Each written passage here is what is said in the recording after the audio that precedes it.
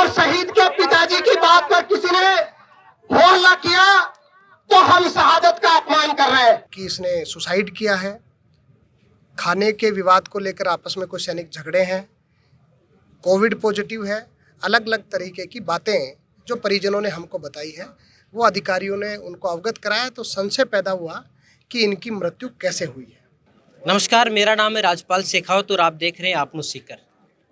23 मार्च शहीद दिवस के दिन सीकर के श्रीमाधोपुर तहसील के गांव झाड़ली का एक 20 साल का युवा शहीद होता है। शहीद होने के बाद परिवार के ऊपर दुखों का पहाड़ टूटता है, लेकिन सीकर के लोग इस बात को गर्व के साथ में कहते हैं कि शेखावाटी की जो धरती लगातार जानी जाती है कि उन्होंने लगातार बलिदान दिए हैं, उन्होंने एक और शहीद इस धरती से दिया है।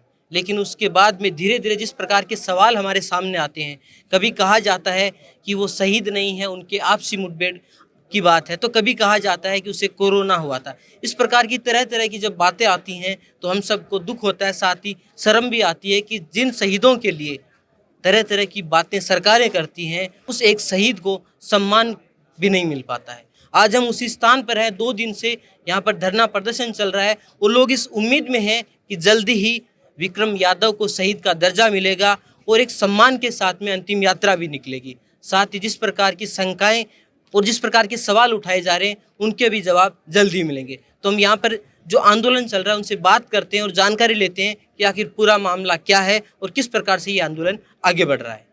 अभी हमारे साथ में है मनीष यादव, जो कल से धरना प्रदर्शन चल रहा है उसको पूरा संभाल के इन्होंने रखा हुआ है। इनसे हम थोड़ी सी जानने की कोशिश करेंगे पूरा जो मामला है, उसमें अलग अलग प्रकार की बातें हमारे सामने आ रही हैं। 2-3 अलग अलग बातें हैं, तो इनसे हम बात करते हैं कि इन्हें उन सारी स्थितियों का थोड़ा सा ज्ञान है, उन्हें पता है, तो जो स्थितियां वो भी क्लियर हो जाए और किस प्रकार से ये जो आंदोलन है, क्या मांग है, किस प्रकार से आगे बढ़ेगा, उसके बारे में हम बात करेंगे। तो मनीष जी, काफ़ी सारी अलग अलग बातें हैं क्योंकि सोशल मीडिया का दौर है, तो उसमें चीज़ें एक जगह से जब चलती हैं तो आगे पहुँचते पहुँचते काफ़ी बदल जाती हैं। तो आप एक बार थोड़ा शुरू से बता दें कि क्या वास्तविकता हुई और क्या अब आपकी मांग है। ये जो विषय है ये भाई विक्रम यादव की शहादत का विषय है। विक्रम यादव यहाँ के रहने वाले हैं और जम्मू कश्मीर में उरी जगह में 21 कुमाऊं रेजिमेंट में वो कार्यरत थे।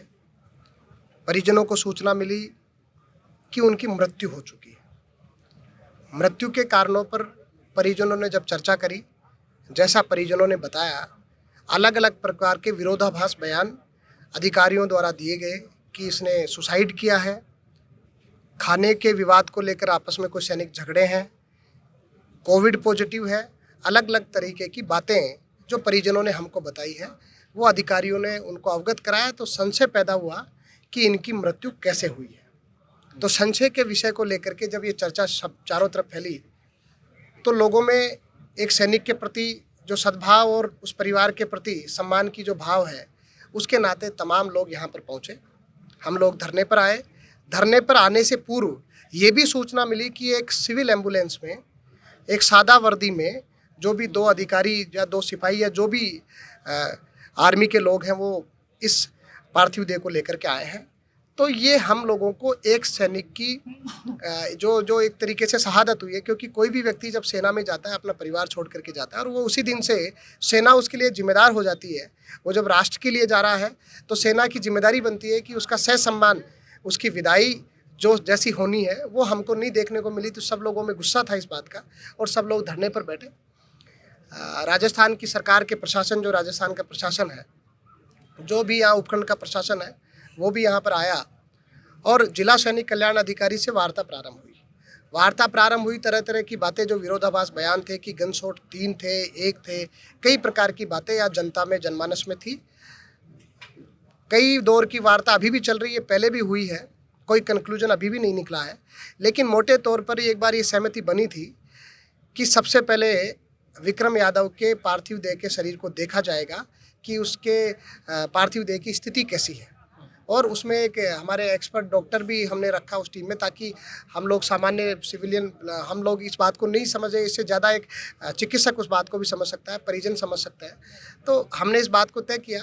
कल जो सीईओ थे बटालियन के, उन्होंने मना कर दिया कि जब तक परिवार इस पार्थिव देह को रिसीव नहीं करेगा, अपने हस्ताक्षर नहीं करेगा, तब तक वो छू भी नहीं सकता उसको।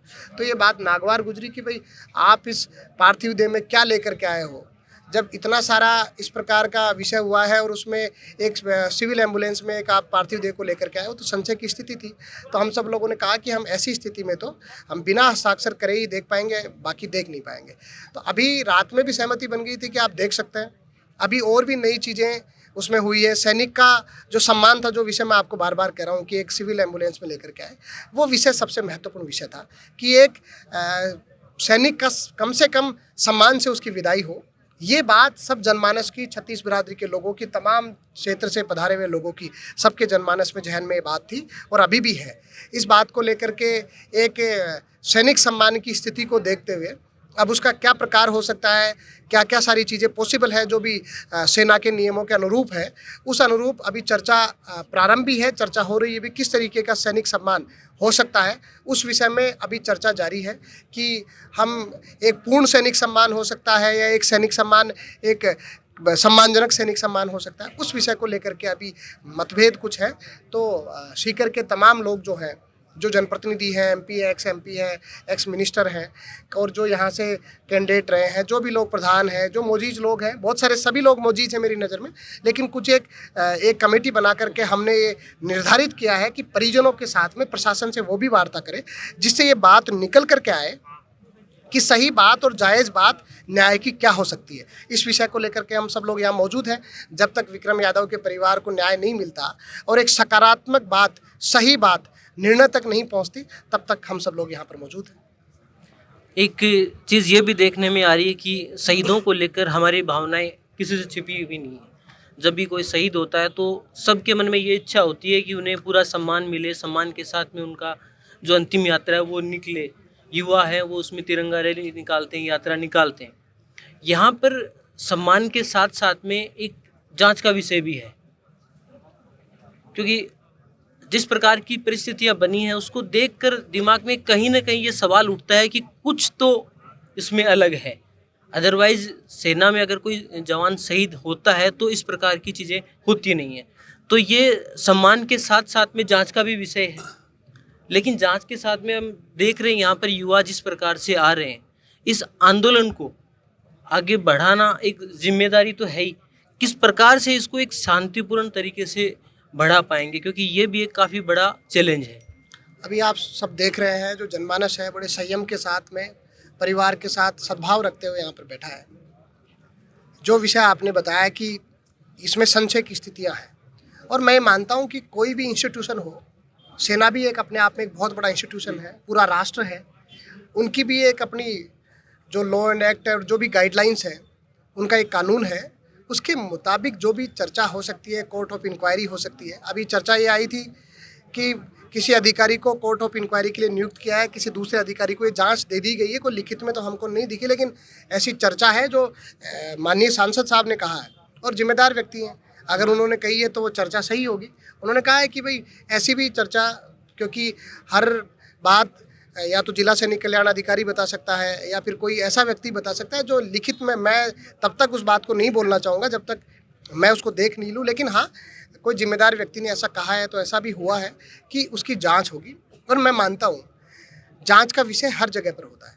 हम सामान्य जीवन में रहते हैं तो भी जांच का विषय रहता है। हमारे बीच में भी कोई इस प्रकार का इंसिडेंट होता है, कोई भी घटना होती है, वो जांच का विषय होती है। और देश में कानून जब बनाया गया है तो जांच के विषय के जो मुद्दा है वो इसीलिए बनाया गया है कि किसी को न्याय मिले। और न्याय की बातें क्या हो सकती है, वो हम जिनको गवाह के रूप में कह सकते हैं या कैसे भी जो भी कानून सम्मत बातें हैं, वो सारी चीज़ें हमारे सामान्य पुलिस में भी हैं, सेना की पुलिस में भी हैं, सेना में भी है, और अलग अलग जो संविधान को लोग मानते हैं वहाँ सब जगह पर ऐसी बातें, मुझे लग रहा है जाँच का विषय तो है। और जांच अगर सही हो और उसमें हमारे साथी को न्याय मिले, हम सबकी मांग है। तो ये आंदोलन का दूसरा दिन है। हाँ, ये वैसे 5वां दिन उस पार्थिव देह को हो गया आज, लेकिन आंदोलन का जब हमारे को पार्थिव देह मिली है कल, उसका दूसरा दिन है। हम चाहते हैं कि सैनिक सम्मान से उसकी विदाई हो, परिवार को एक तरीके से जो देश की तरफ से, राष्ट्र की तरफ से, सेना की तरफ से जो हक मिलना चाहिए, वो उस हक की मांग को लेकर के हम सब लोग यहाँ पर बैठे हैं। जैसा अभी कमेटी गई है, जो निर्णय होगा अधिकारियों से ऊपर और सब ये मुद्दा आज के ज़माने में सब जगह पर, वैसे भी सोशल मीडिया का ज़माना है, सबको इस बात का पता है और सब लोग इस बात को देख भी रहे होंगे। तो मुझे लगता है कोई उचित निर्णय ऐसा निकले जो परिवार को न्याय देने वाला निर्णय हो। बिल्कुल, यहाँ पर दूसरे दिन लगातार धरना जारी है और ये उम्मीद की जा रही है कि जल्दी से जल्दी सरकार के साथ, प्रशासन के साथ में वार्ता हो और कम से कम जो शहीद हैं उनको एक शहीद का दर्जा मिले, सम्मान मिले। साथ ही जो सवाल हमारे सामने खड़े हुए हैं उन सब का समाधान निकले, उनके जवाब हम सबको मिले। अभी हमारे साथ हैं विकास जी, जो खुद आर्मी से रिटायर्ड हैं, तो इनसे भी हम थोड़ा सा जानने का प्रयास करेंगे कि क्या तो प्रोसेस होती है, और इन्होंने खुद ने भी इस मामले में जो आर्मी है उनसे बात करने की कोशिश की है। तो विकास जी हमें इसके बारे में थोड़ी सी और जानकारी देंगे, जो हो सकता है कि हमारी समझ को और ज़्यादा बेहतर इस मामले में बना पाएंगे। तो विकास जी, आप थोड़ा सा इस बारे में। मैं विकास खैरवा, भारतीय थल सेना से रिटायर्ड हूँ और ये जवान मेरे से बहुत छोटा है, 20 साल का है, और ये सेना की लास्ट पोस्ट जहाँ जस्ट सामने एलसी है, पाकिस्तान बॉर्डर है, वहाँ तैनात था। और ये जो भी घटनाक्रम हुआ, इसके लिए जो सेना की जांच प्रोसेस है, यहाँ सांसद महोदय ने भी ऊपर लेवल तक बात उठाई है। हमारे सेना के सीनियर्स कमांडर तक भी ये मामला नोटिस में है। और जो जवान जिस यूनिट में कार्यरत था, उनके सीओ साहब से रात में 10:30 बजे मेरी बात हुई है। और बात होने के बाद तथ्यपूर्वक नतीजा ये है कि जवान की जांच 2 सिरे से चल रही है। एक तो वहाँ सिविल प्रशासन इस जांच को कर रहा है, और एक सेना की वो यूनिट जिसमें इंसिडेंट्स नहीं हुआ वो ना करके दूसरी ऑफ यूनिट्स को कोर्ट ऑफ इंक्वायरी दी जाती है। और ये जांच सेना में बहुत ही नित्यपूर्वक और निष्पक्ष होती है, इसमें किसी तरह का कोई इन्फ्लुएंस नहीं होता। लेकिन जांच में 8-10 दिन का समय लगता है, 15 दिन का भी लग सकता है। ये जांच 15-20 दिन में अपने सामने सत्यपूर्वक सामने आ जाएगी। और जवान का जो पोस्टमार्टम हुआ है, वो भी सेना में इस तरह का इंसिडेंस होता है तो वो सिविल पुलिस में ही कराया जाता है। पोस्टमार्टम भी सिविल पुलिस के द्वारा ही करवाया जाता है। वहाँ भी जवान का जहाँ लोकल नियरेस्ट पुलिस स्टेशन पड़ता है, वहाँ पर एफआईआर भी दर्ज हुई है। तो सिविल एडमिनिस्ट्रेशन, जे.एंड.के पुलिस और भारतीय सेना दोनों मिलकर इस जांच को करेंगे और जांच पूरी तरह से निष्पक्ष। एक दिन में ये नहीं कहा जा सकता कि जवान के साथ इंसिडेंट क्या हुआ था। दिस इज़ ए प्राइमरी की जवान की डेथ हो गई और उसके जो राउंड लगने से मौत हुई, ये तथ्य सामने आया है। और अभी सिविल प्रशासन और सेना के अधिकारी, हमारे 61 सब एरिया के 2 कर्नल साहब भी यहाँ पहुँचे हुए हैं। प्रशासन और परिजनों के बीच में बात चल रही है, कुछ हद तक सहमति बन गई है और कुछ चीज़ें कुछ बाकी हैं। अगर उनका निष्कासन होगा तो हम सैनिक को बहुत ही अच्छे सम्मान के साथ उनको अंतिम विदाई देंगे। Thank you so much. Vande Mataram. जय हिंद, जय भारत। तो ये भी बात है कि विकास जी से हमें काफ़ी अच्छी समझ में आई है कि इस प्रकार की जो जांच होती हैं उनमें अगर सेना के इंटरनल इस प्रकार का मामला है तो सेना के साथ साथ में एक सिविल पुलिस होती है, वहाँ पर भी एफआईआर दर्ज होती है और वहाँ पर भी जांच होती है, ताकि किसी प्रकार का कोई बाद में इस प्रकार की बातें सामने नहीं आए कि जांच में कुछ गलत हुआ है। तो उम्मीद करते हैं कि जल्द ही, विकास जी बता रहे हैं कि इसमें 15 से 20 दिन का समय लग सकता है, लेकिन फिर भी हम उम्मीद करते हैं कि वो जांच जल्दी से जल्दी हो, जल्दी से उसका नतीजा आए, ताकि यहाँ पर जो लोग बैठे हैं जिनके मन में कुछ शंकाएं हैं उनका समाधान हो सके, उनके सवालों का जवाब मिल सके। आंदोलन के साथ में यहाँ पे सड़क के ऊपर बैरिकेडिंग लगाकर रास्ता बंद कर रखा है और सिर्फ यहाँ पर सिर्फ उन्हीं लोगों को आने जाने दिया जा रहा है जो यहाँ के स्थानीय है, लोकल हैं और इस आंदोलन में भाग ले रहे हैं, या फिर ऐसे लोगों को जाने दिया जा रहा है जो महिलाओं के साथ में यहाँ से आ जा रहे हैं। यहाँ पे कुछ युवा हैं जो इस बैरिकेडिंग पर मोर्चा संभाले हुए हैं, उनसे बात करते हैं कि आंदोलन में उनकी क्या समझ है और वो जो बैरिकेडिंग पे किस प्रकार से अपना मोर्चा संभाले हुए हैं। तो ये बैरिकेडिंग आपने कब से कर रखा है? जी, कल सुबह से। कल सुबह से आपने ये बैरिकेडिंग कर रखा है। तो ये आप मुझे थोड़ा सा बताएंगे कि ये जो रास्ता है, ये नीम का थाना शाहपुरा रोड है। नीम का थाना शाहपुरा रोड, इधर आप जाओ तो नीम का थाना और शाहपुरा, इधर नीम का थाना है, नीम का थाना और अजीतगढ़ शाहपुरा इधर अजीतगढ़ और शाहपुरा का है। तो यहाँ पर किन किन लोगों को जाने दिया जा रहा है, किन को आप रोक रहे हैं? जो हमारे यहाँ के लोकल है, जो यहाँ पे भाग ले रहे हैं हमारे जो इस मोर्चे में, उनको ही जाने आने दिया जा रहा है। और जो लेडीज है जिसके साथ, वो परेशान नहीं हो इसलिए उन्हें भी जाने दिया जा रहा है। तो यहाँ पर मैं देख पा रहा हूँ लगभग 80 से 90% युवा ही हैं। तो आप में से भी बहुत सारे ऐसे युवा होंगे जो फौज वगैरह की तैयारी वगैरह करते होंगे। तो ये जो इंसिडेंट हुआ है, जो बातें हो रही हैं, उससे आपकी सोच पर क्या फर्क पड़ता है, कुछ आप क्या सोचते हैं? ये हमारी सोच पे ये फर्क पड़ता है कि कल अगर काश हमारे साथ भी ऐसा हो तो फिर क्या होगा। हमारे जो अगर हम आर्मी में जाते हैं तो हमारे घर वाले भी तो यही सोचते हैं कि हमारा बेटा शहीद होगा तो उसको सम्मान मिलेगा वगैरह जो भी होता है। और इसके साथ ये नाइंसाफी हो रही तो हम थोड़े ना चुपचाप बैठेंगे, हम भी तो आर्मी के लिए तैयारी कर रहे हैं। तो सीधी बात यह है कि हम कोई नहीं चाहता कि हम भी नहीं चाहते कि कोई शहीद हो, लेकिन अगर कोई शहीद होता है तो कम से कम उसे सम्मान तो मिलना ही चाहिए। यहाँ के युवा भी यही चाहते हैं, इसलिए उन्होंने यहाँ पे आंदोलन के साथ में इस आंदोलन के ही एक रूप में यहाँ पे बैरिकेडिंग कर रखी है। बिल्कुल ठीक मेरे पीछे वो स्कूल है जहाँ पर शहीद विक्रम यादव का पार्थिव शरीर यहाँ पे रखा गया है और अभी यहाँ पर 2 डॉक्टर, उनका परिवार मौजूद है और जाँच की जा रही है। जिस प्रकार के संशय उनके लेकर उठाए जा रहे हैं उसको लेकर जांच की जा रही है और उम्मीद है कि इस जांच के बाद में थोड़ी देर बाद में उन्हें वो सम्मान मिलेगा और सम्मान के साथ में उनकी अंतिम यात्रा यहाँ से निकलेगी ताकि उन्हें पूरा एक शहीद का सम्मान मिल सके। देना चाहता हूँ, जो कमेटी अंदर गई थी, यहाँ के माननीय सांसद, पूर्व सांसद, यहाँ के पूर्व मंत्री, तमाम जनप्रतिनिधि जो 2 दिन से संघर्ष कर रहे हैं, सीकर के लोग, सभी लोग जो अंदर गए थे, उन लोगों को अंदर से कमेटी ने और प्रशासन ने और परिवार ने सहमति पूर्वक एक बात बताई है जो मैं आप सबके सामने रख रहा हूं। परिजनों ने और कमेटी ने जो पार्थिव देह है वो शरीर देख लिया है। जो भी बातें संदेह की थी वो बातें क्लियर हो गई है। सेना की टुकड़ी आ चुकी है।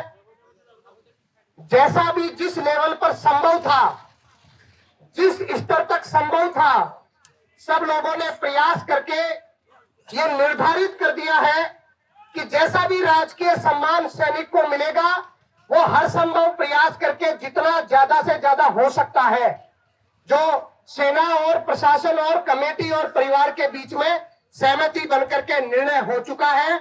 जितना राजकीय सम्मान की जो विस्तृत विवरण राजकीय सम्मान का यहां करने के लिए भी मना किया गया, लेकिन राजकीय सम्मान के लिए टुकड़ी आ चुकी है और ये निर्णय परिवार और कमेटी का हो चुका है।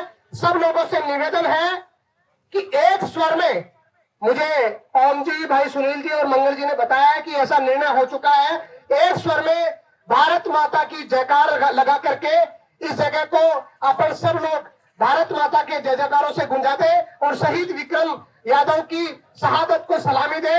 भारत माता की, भारत माता की। अभी सेना की टुकड़ी तो 2 दिन से यहाँ धरना प्रदर्शन चल रहा था। उसके शव को अंतिम यात्रा के लिए जो 2 दिन से प्रयास चल रहे थे, कुछ बातों को लेकर प्रशासन और सेना और परिजनों के बीच में थोड़ा सा कुछ विरोधाभास था। वो सबसे पहले विरोधाभास तो ये था कि बातें ये फैलाई जा रही थी कि जवान को 3 शॉट लगे हैं, क्योंकि वर्दी पर 2 जगह ब्लड था। तो उसको चेक कर लिया गया। पोस्टमार्टम के तौर पर एक डॉक्टर साहब हैं हमारे निजी, उन्होंने चेक कर लिया, परिजनों ने चेक कर लिया, तो सामने फ्रंट साइड के साइड में एक ही गोली लगी हुई है। तो वो हमारा सवाल खत्म हो गया। अब शांतिपूर्वक तरीके से प्रशासन से और सेना से कोऑर्डिनेट करके सेना की जयपुर मुख्यालय से अभी सैन्य वाहन भी हमारी यहाँ पर सैनिक को, शहीद को अंतिम यात्रा में शव ले जाकर रखने के लिए आ गया है। वो फूलों से सजा रहे हैं और शव यात्रा के लिए हम जो सैनिक के लिए जो भी बनता है, डीजे, देशभक्ति के गाने, उनके लिए हम सारी चीज़ें के लिए प्रयास कर रहे हैं। अभी किसी तरह के मतभेद नहीं रहे, किसी तरह की कंट्रोवर्सी नहीं है, किसी तरह की हमें किसी जांच पे भी सवाल नहीं है। सेना और सिविल पुलिस उसकी जांच कर रही है। 15-20 दिन घटनाक्रम का ये पता चलेगा कि जवान लास्ट पोस्ट पे ड्यूटी पे था, किस कारण से जवान की मृत्यु हुई। अभी ये सारी चीज़ें पेंडिंग हैं, बट लेकिन जांच हो रही है। हमें सम्मान मिल रहा है, सेना का वाहन आ गया है और सब लोग अभी मेरा अगर चैनल सुन रहे हैं तो यहाँ पर पहुँचे और सैनिक को अंतिम जो विदाई दी जाती है, जो 20 साल का सैनिक था और लास्ट पोस्ट पे शहीद हो गया, जहाँ उड़ी सेक्टर की मैं बात कर रहा हूँ, जस्ट पाकिस्तान के आमने सामने बॉर्डर पे ये पोस्टें होती हैं और बहुत कम एज में जवान शहीद हुआ है। और उसके परिजनों को और लोगों को और आने वाले युवाओं को ये सम्मान देके प्रेरणा लेनी चाहिए कि सैनिक का शव यात्रा इस तरह से निकलती ताकि अपने देश और भी ज़्यादा मजबूत हो। और सेना में आने के लिए आज भी शेखावटी वीरों की धरती बोला जाता है। बहुत से लोग लाइन लगा के खड़े हैं, लेकिन फिर भी इस चीज़ को हम अव्वल दर्जे तक सम्मान को उसकी अंतिम यात्रा के लिए हम प्रयत्न कर रहे हैं। अंतिम यात्रा में जो भी हम जितना अच्छा प्रदर्शन कर सकते हैं, जैसा भी कर सकते हैं, जैसे रीतलिंग होगी, यहाँ सभी आसपास के बड़े स्तर के जो पॉलिटिशियन हैं वो भी आए हुए हैं सम्मान देने के लिए। एडीएम साहब आए हुए हैं, एसडीएम साहब आए हुए हैं, यहाँ के जनप्रतिनिधि आए हुए हैं, सेना के बहुत से जवान वर्तमान जो छुट्टी आए वो आए हुए हैं, एक्स सर्विसमैन आए हुए हैं, और बहुत बड़ा जन सैलाब 20-30 हज़ार लोगों का है। और ये जमावड़ा बढ़ता जा रहा है। 50,000 लोगों के बीच में जवान का हम अंतोष्टि करेंगे, और बहुत अव्वल दर्जे के साथ, ताकि उसके पेरेंट्स ने जो बच्चा खोया है वो तो वापस नहीं आएगा, लेकिन उनको ये सुकून रहे कि हाँ, सेना में कदम रखने से वो हमेशा मरता नहीं है, वो हमेशा अमर रहता है। विक्रम तेरा नाम रहेगा, जब तक सूरज चांद रहेगा, विक्रम तेरा नाम रहेगा। मातरम मातरम मातरम मातरम मातरम मातरम मातरम।